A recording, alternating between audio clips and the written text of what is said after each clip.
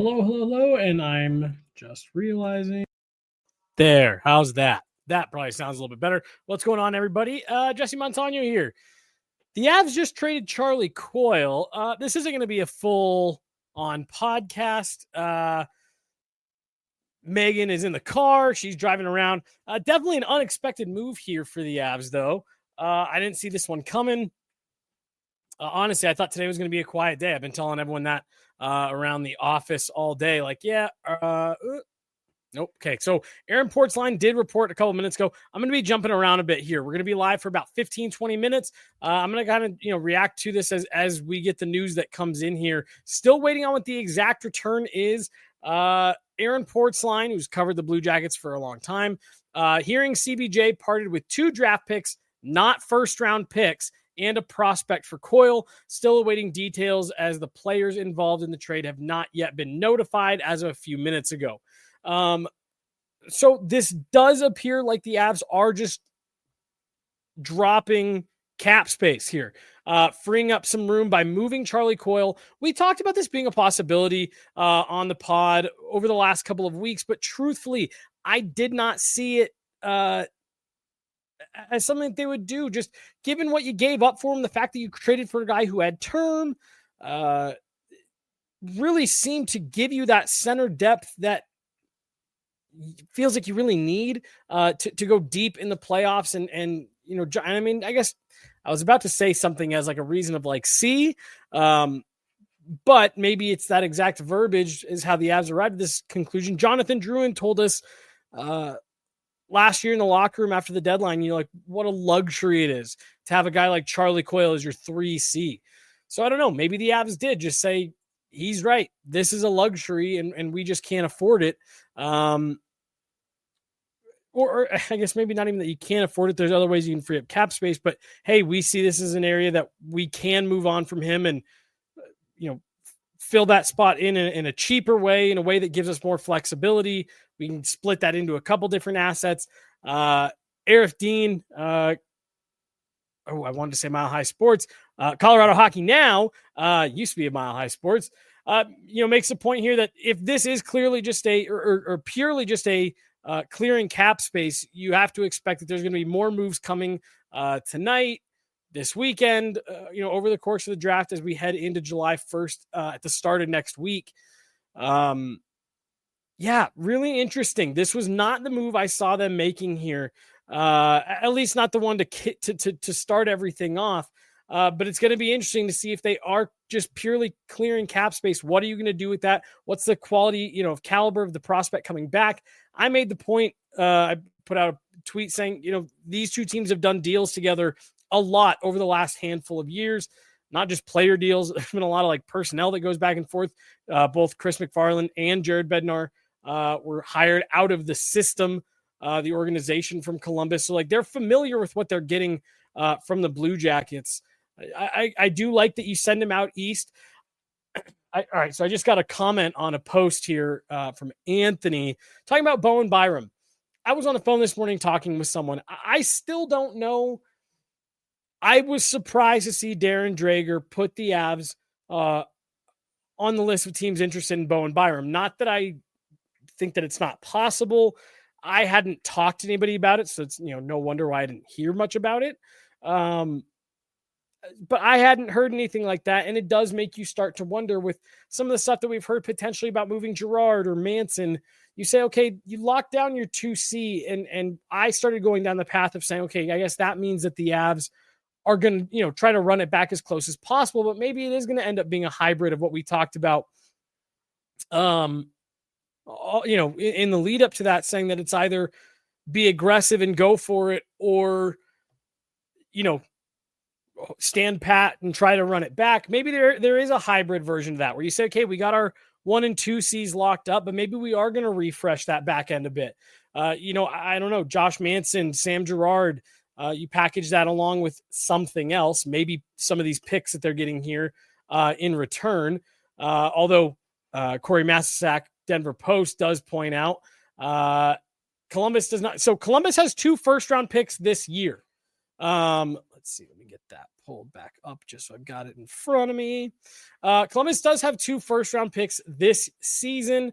Tonight, they have a third, a fourth, no seconds this year or next.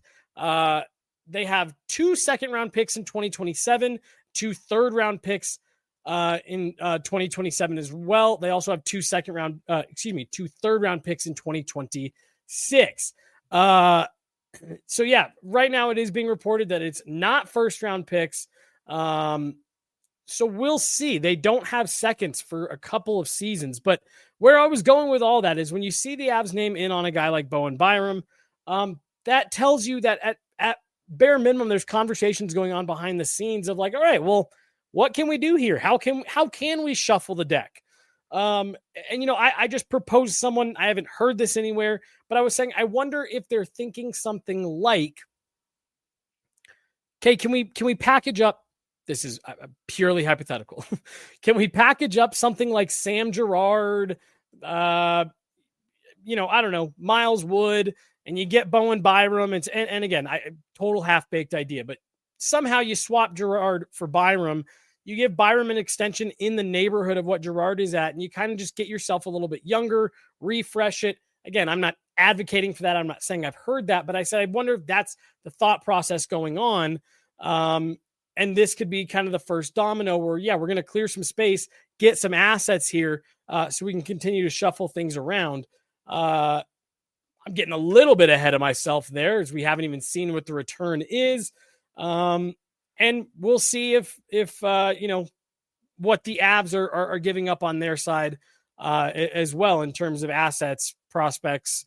I don't know, maybe depending on what picks you're getting back, maybe you're swapping something that you've got here tonight. So we'll still see. But yeah, like I said, this one definitely caught me a bit off guard, knowing that they were going to make some moves. But I really thought that with what you gave up, the fact that you had the term and what seemed like something they really liked and prioritized in having really great center depth, some of the best in the league, I'm surprised to see this be the first domino to fall. Whew. I've been sick all week, so I may even have to go get up and get more water here in a minute. I'm not sick anymore, but it's the first time I'm talking like this since I got sick. And yeah, you see what level of prospect you get back. Let's see here. Let me go through these comments real fast.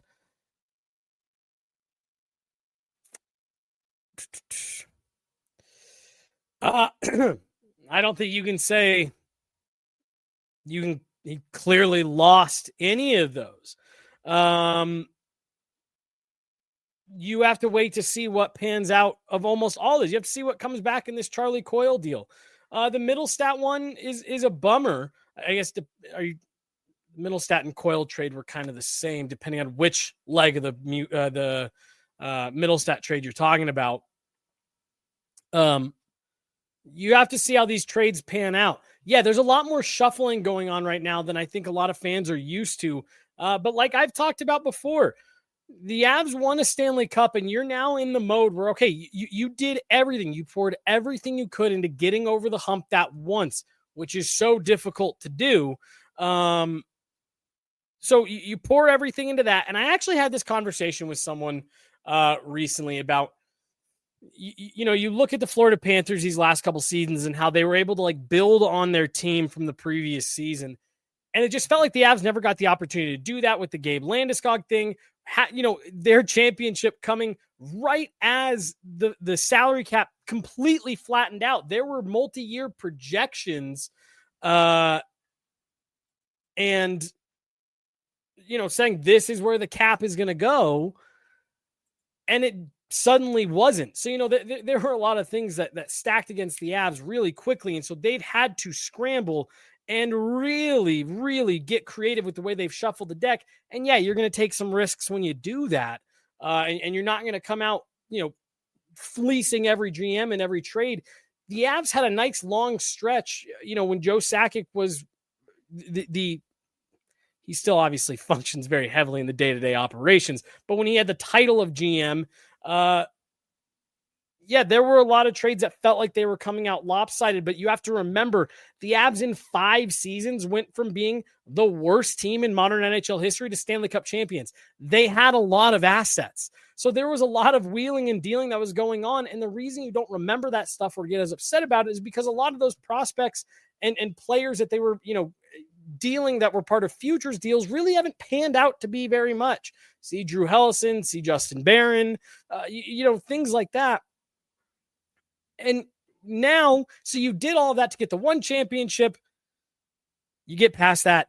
You have the flat cap. You have the Gabe Landeskog situation. You have the Val Nichushkin situation. And yeah, you're going to have to do some shuffling of the deck every now and then. And it's not always going to come out great. But you got to wait to see how everything pans out. Wait to see what they do this season. I'm not seeing anything official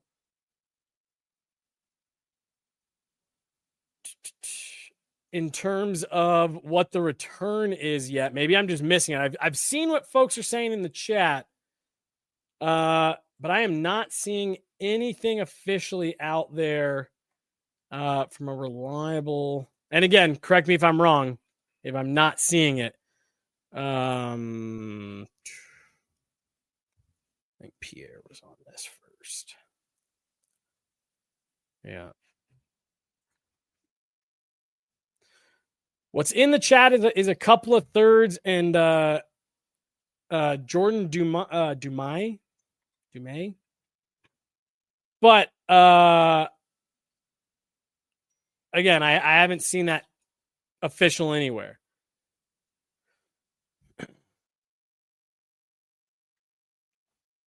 Yep, and see, like I'm out of water. I'm gonna get in trouble here. Like myself, I'm gonna get myself in trouble here. Okay. Yeah, see, I'm with you here. I was looking forward to seeing Charlie Coyle really settle into that role there. I said, wow, the Avs can really, again, there's been so much talk around the Florida Panthers third line and how much they were able to impact not just individual games, but the entire series. And I said, wow, maybe the Avs could put something together like that. And again, we'll see what happens here the rest of the weekend. We'll see what assets they get back and what they do with those assets. But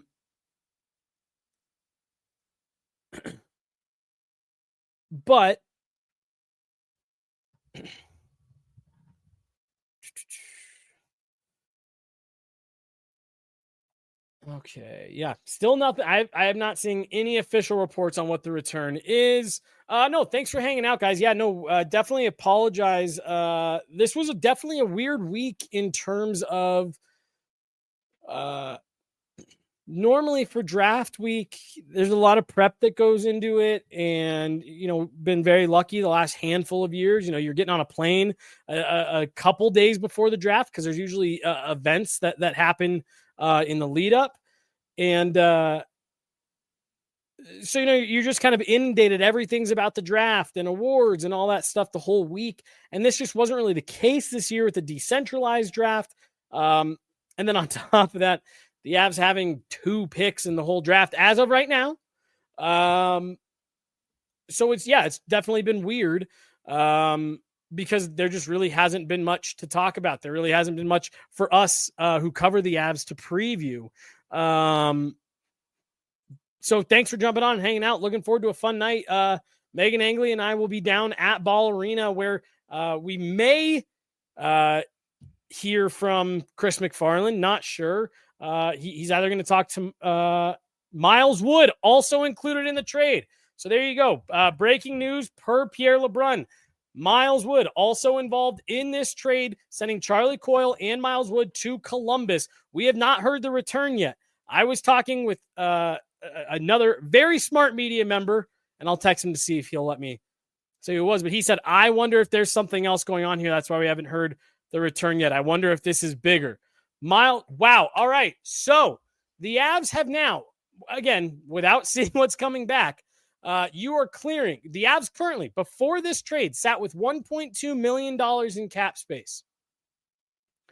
They have just moved Miles Wood $2.5 million and Charlie Coyle $5.25 million to the Columbus Blue Jackets. So let's see here.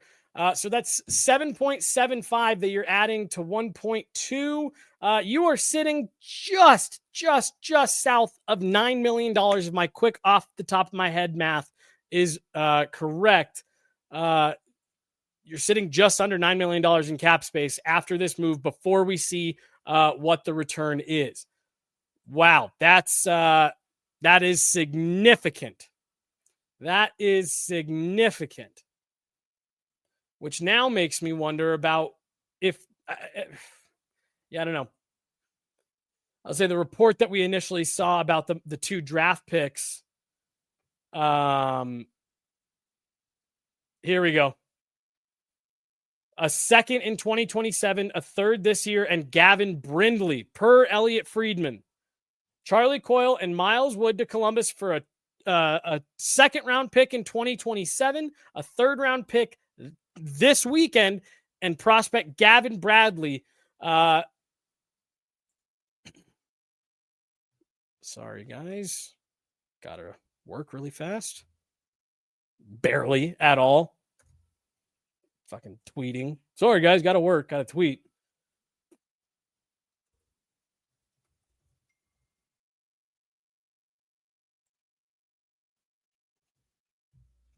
I just got a picture of my niece, which is also pressing. My niece is. Oh, cute. All right. Wow. The Avs just, something is in the works. The Avs now sit with just south of $9 million in cap space.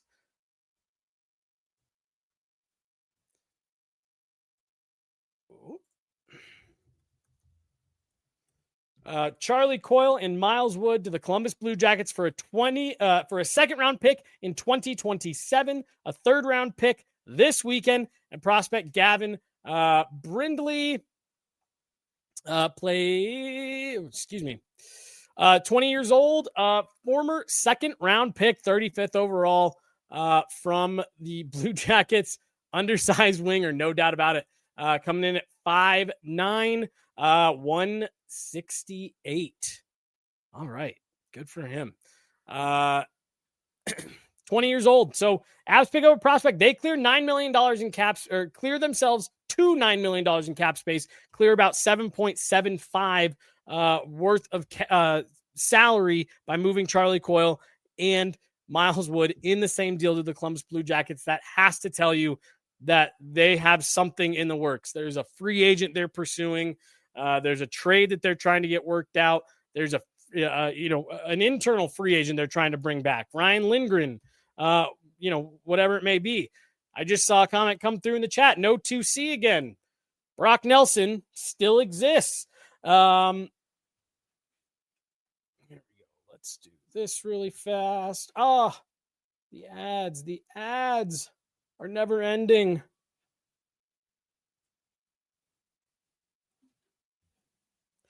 Gonna pull this up for Gavin Brindley. So yeah, definitely a prospect. Don't imagine that there's going to be a hard push for him to make the Avs opening night lineup here.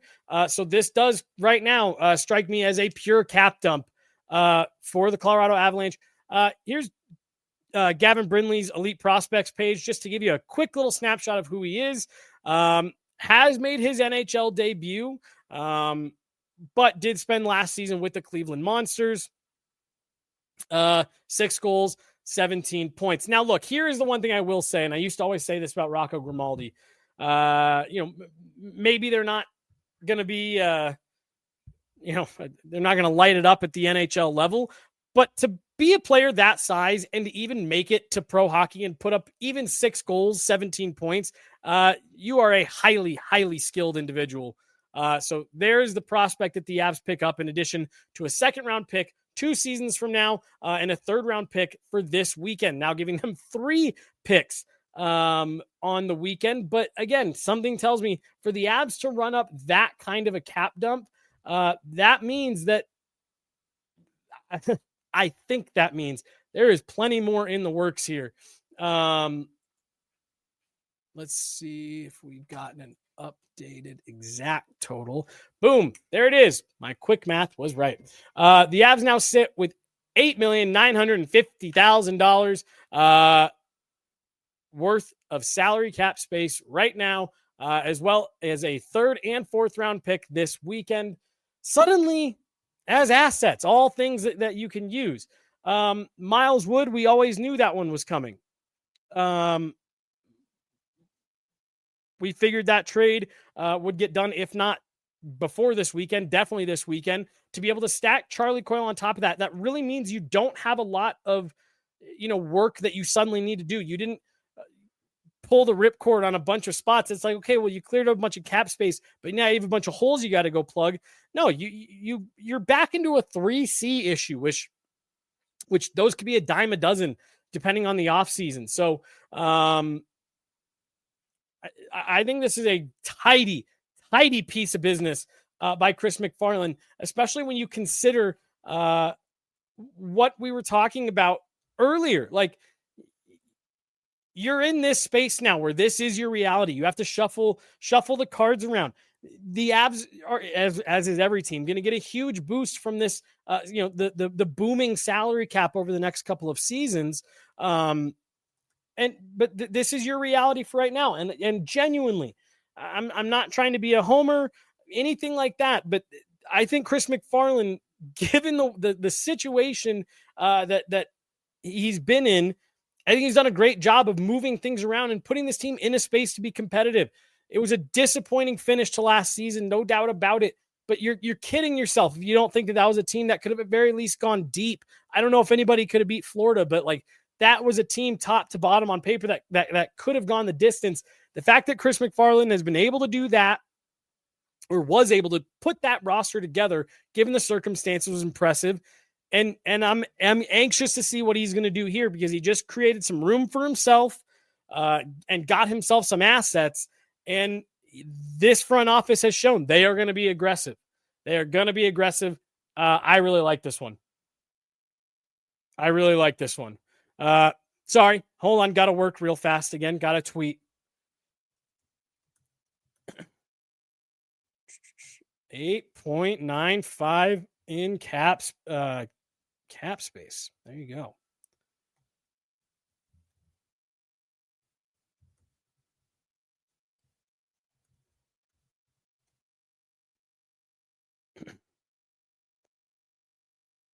All right.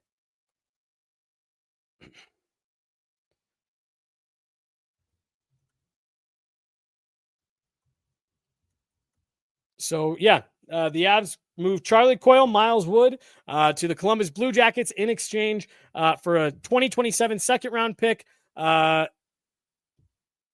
third-round pick this weekend, as well as Gavin Brindley. Megan Angley tweeting out, loves Gavin Brindley as a player. She will have more on him shortly.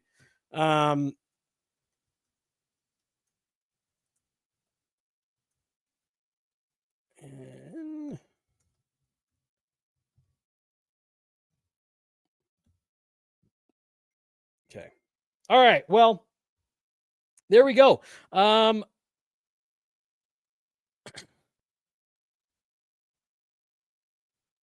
think that's a great move for the Avs to get their weekend started.